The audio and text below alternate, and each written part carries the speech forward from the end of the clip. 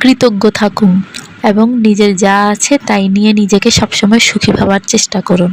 নিজের সংসারে যা আছে, নিজের অ্যাবিলিটিতে যা আছে, নিজের চারপাশে যা আছে তাই নিয়ে সুখী থাকুন, সুখী ভাবুন। দেখবেন নিজের কাছেই ভালো লাগবে। অন্যের সংসারে না তাকিয়ে অন্যকে সুখী ভেবে নিজেকে জ্বালিয়ে পুড়িয়ে দিবেন না। কারণ আপনি আপনার কাছে যতটা সুখী, অন্যজন আপনার কাছে তার চাইতে দ্বিগুণ সুখী হইতে পারে আপনার মনে হয়, কিন্তু আসলে আপনি আপনার কাছে অনেক বেশি সুখী যদি আপনাকে সুখী ভাবেন। আর অন্যের উপকারকে কখনো ভুলবেন না, কৃতজ্ঞ চিত্তে রাখবেন।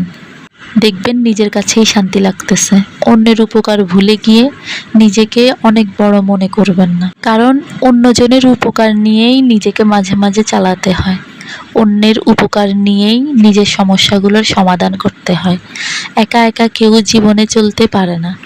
একে অপরের সাহায্য সহযোগিতা নিয়েই সবাই পথ চলে। তাই নিজেকে সুখী ভাবুন এবং অন্যের উপকারের কৃতজ্ঞতা স্বীকার করুন। দেখবেন নিজের কাছেই ভালো লাগতেছে।